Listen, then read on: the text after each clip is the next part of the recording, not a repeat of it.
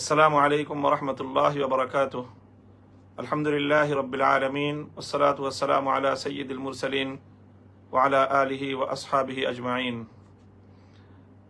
সুপ্রিয় দর্শক ও শ্রোতা মণ্ডলী, যারা আমার ফেসবুকে এই লাইভ বক্তব্য শুনছেন, তাদের সকলের কাছে প্রথমেই আমি অনুরোধ করব, আজকে একটি গুরুত্বপূর্ণ আহ্বান নিয়েই আমি এই মুহূর্তে লাইভ বক্তব্যে এসেছি। এই জন্য আপনারা যারা দেখছেন এবং শুনছেন দেশ ও বিদেশ থেকে, আপনারা একটু শেয়ার দিয়ে দিবেন আজকের এই আমার বক্তব্যটা। আমার আজকে খুব সংক্ষিপ্ত একটি আহ্বান নিয়েই আমি আপনাদের সম্মুখে এখানে উপস্থিত হয়েছি। বিষয়টি হলো যে, আমরা সকলেই জানি হেফাজতে ইসলাম বাংলাদেশ 2013 সালের 5ই মে ঐতিহাসিক শাপলা চত্বরে নবীপ্রেমিক তাওহিদি জনতার যে বিশাল জমায়েত করেছিল, শেখুল ইসলাম আল্লামা আহমদ শফি রহমতুল্লাহ আলাইহের আহ্বানে বাংলাদেশ থেকে অভূতপূর্ব তাওহিদি জনতার জাগরণ হয়েছিল এবং শাপলা চত্বরের দিকে বাঁধ ভাঙ্গা তাওহিদি জনতার স্রোত ছুটেছিল। শান্তিপ্রিয়, জিকিররত, ঘুমন্ত হেফাজতে ইসলাম বাংলাদেশের সেই সকল নেতাকর্মী, নবীপ্রেমিক সেই তাওহিদি জনতাকে তৎকালীন স্বৈরাচারী, ফ্যাসিবাদী, বর্বর, নৃশংস শাসক শেখ হাসিনার নির্দেশে সেখানে ইতিহাসের বর্বরতম নারকীয় হত্যাযজ্ঞ পরিচালনা করা হয় এবং বহু হেফাজত কর্মী, নবীপ্রেমিক তাওহিদি জনতা সেদিন শাহাদাত বরণ করেন। বাংলাদেশের ইতিহাস শুধু নয়, বিশ্ব ইতিহাসের অন্যতম মর্মান্তিক এক ঘটনার জন্ম নেয়। সেই ঘটনাকে কেন্দ্র করে অনেক বাংলার ইতিহাস রচিত হয়েছে এবং অনেক ধরনের এই পর্যবেক্ষণ, পর্যালোচনা, বিশ্লেষণ হয়েছে। হেফাজতে ইসলামের সেই 13 সালের 5ই মে শাপলা চত্বরের সেই শাহাদাতের মর্মান্তিক ইতিহাসকে বাংলাদেশের ইতিহাস থেকে কোনোদিনও মুছে ফেলা সম্ভব নয়। যে সকল বীর শহীদানদের রক্তের মাধ্যমে রসুল আকরাম সাল্লাল্লাহু আলাইহি ওয়াসাল্লামের ইজ্জত এবং তার সম্মানের পতাকা বাংলার মাটিতে উড্ডীন হয়েছে, ইনশাআল্লাহ পৃথিবীতে যতদিন সূর্যের আলো বিকিরণ হবে, যতদিন এ আকাশ, এ জমিন তার আপন জায়গায় স্থির থাকবে, বাংলার নবীপ্রেমিক তাওহিদি জনতার সেই মহান আত্মদানের কথাও চিরস্মরণীয় হয়ে থাকবে। সেই সকল শহীদানরা রক্ত দিয়ে আমাদেরকে ঋণী করে রেখে গেছেন, রক্ত দিয়ে লিখে গেছেন তারা একটি ইতিহাস, অপরাজেয় এক ইতিহাস, নবী প্রেমের অনবদ্য এক ইতিহাস। সেই সকল বীর শহীদানরা বাংলাদেশের অবিস্মরণীয় ইতিহাসের সোনালী অধ্যায়। সেই সকল বীর শহীদানরা আমাদের শ্রেষ্ঠ সন্তান, বাংলার শ্রেষ্ঠ সন্তান। সেই শহীদানদের প্রতি শ্রদ্ধা এবং সম্মান প্রদর্শন করা বাংলাদেশের মানুষ হিসেবে, মুসলমান হিসেবে, মানবতাবাদী মানুষ হিসেবে আমাদের সকলের ঐকান্তিক দায়িত্ব এবং কর্তব্য।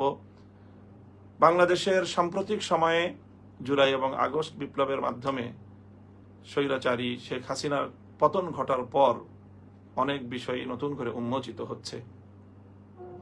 2013 সালের মর্মান্তিক সেই ঘটনার সময়ে হেফাজতে ইসলাম বাংলাদেশের কেন্দ্রীয় কমিটির পক্ষ থেকে নেতৃবৃন্দ অনেক চেষ্টা করেছেন এই সকল শহীদানদের যথাযথ তথ্য এবং তাদের এই যাবতীয় ঘটনা প্রবাহ সংরক্ষণ করতে।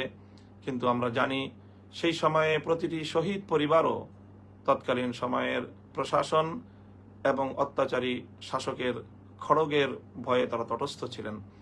এমনকি অনেক শহীদানের পরিবার তাদের শাহাদাতের ঘটনাটিকে তারা নিজেরা জালিমের অতিরিক্ত এবং আরো বেশি জুলুম এবং অত্যাচার থেকে মুক্তি পাওয়ার জন্য, নিরাপদ থাকার জন্য অনেকেই শাহাদাতের বিষয়টিকে গোপন রেখেছেন।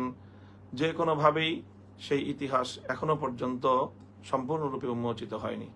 হেফাজতে ইসলাম বরাবরই এই বিষয়ে আন্তরিক এবং হেফাজতে ইসলাম এই বিষয়ে বরাবরই সোচ্চার এবং এই ইতিহাসকে জাতির সামনে তুলে ধরা হেফাজতের ঐতিহাসিক দায়িত্ব। ইনশাআল্লাহ হেফাজতে ইসলাম বাংলাদেশের পক্ষ থেকে সে দায়িত্ব নিয়ে কাজ চলছে। সেই শাপলা চত্বরের বীর শহীদানদের পূর্ণাঙ্গ একটি তালিকা জাতির সামনে উপস্থাপন করা, সেজন্য হেফাজতে ইসলাম তার যথাযথ দায়িত্ব পালন করে চলেছে।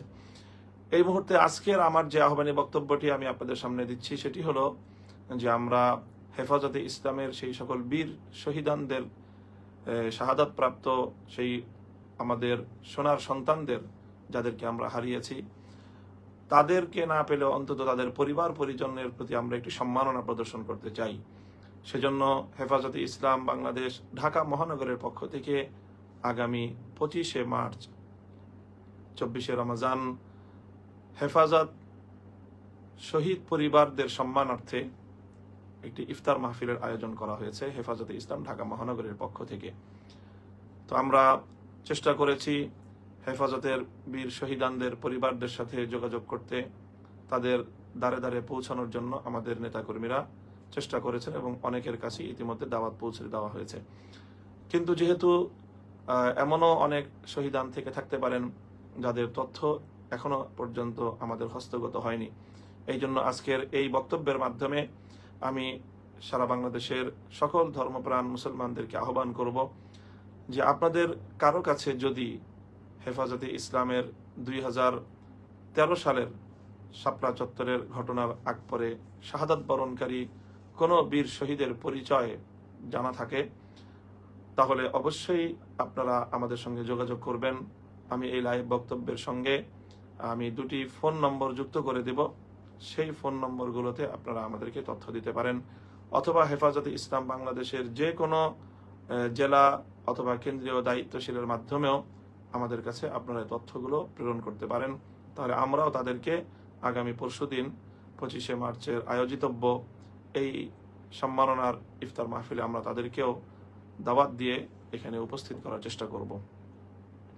2013 সালের শাপলা চত্বরের পাশাপাশি 2021 সালের বাংলাদেশের স্বাধীনতার সুবর্ণ জয়ন্তী উদযাপনকালে ভারতের বিতর্কিত মুসলিম হত্যাকারী বিতর্কিত ভারতের প্রধানমন্ত্রী নরেন্দ্র মোদীকে আমন্ত্রণ জানানোর প্রতিবাদে শান্তিপ্রিয় যেই বিক্ষোভ 2021 সালে হেফাজতে ইসলামের পক্ষ থেকে পালিত হয়েছিল, সেই বিক্ষোভেও স্বৈরাচারী সরকার, খুনি সরকার পাখির মতো গুলি করে হেফাজতে ইসলামের অনেক নেতাকর্মীকে হত্যা করেছে।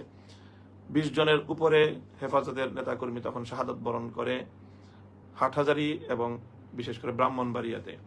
তো আমরা সেই সকল বীর শহীদানদের পরিবারদেরকেও আগামী পরশুদিন 25শে মার্চ অনুষ্ঠিতব্য এই সম্মাননার ইফতার মাহফিলে তাদেরকেও আমরা আমন্ত্রণ জানিয়েছি।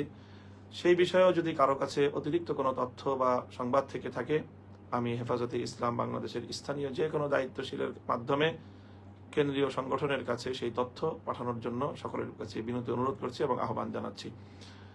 প্রিয় দেশবাসী, হেফাজতে ইসলাম বাংলাদেশের এই সকল শহীদানদের আত্মত্যাগের মাধ্যমেই বাংলাদেশে ইসলামের পতাকা সমুদ্দীন হয়েছে, ইসলামী ইতিহাস সমৃদ্ধ হয়েছে এবং তাদের শাহাদাতের রক্তের মাধ্যমেই ফ্যাসিবাদের পতনের দুয়ার উন্মোচিত হয়েছে।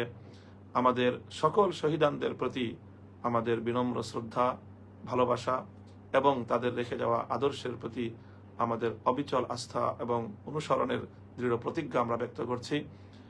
এই সংবাদটুকু এবং এই আহ্বানটুকু রেখেই আমি আমার আজকের বক্তব্য শেষ করছি। আবারও সকলকে আজকের এই আহ্বান যার যার জায়গা থেকে সকলের কাছে পৌঁছে দেওয়ার উদাত্ত আহ্বান জানাচ্ছি। আল্লাহ পাক রব্বুল আলামিন আমাদের সকলের সর্বাঙ্গীন মঙ্গল কামনা করুন। হেফাজতে ইসলাম বাংলাদেশ ঢাকা মহানগরীর মোহতারাম সভাপতি, হেফাজতে ইসলাম বাংলাদেশের কেন্দ্রীয় সিনিয়র যুগ্ম মহাসচিব মাওলানা জুনায়েদ আল হাবিব সাহেবের পক্ষ থেকেও আমি ঢাকা মহানগরীর পক্ষ থেকে আপনাদের সকলকে আন্তরিক সালাম জানিয়ে বিদায় নিচ্ছি। ওয়া আখিরু দাওয়ানা আলহামদুলিল্লাহি রাব্বিল আলামিন। ওয়াসসালামু আলাইকুম ওয়া রাহমাতুল্লাহ।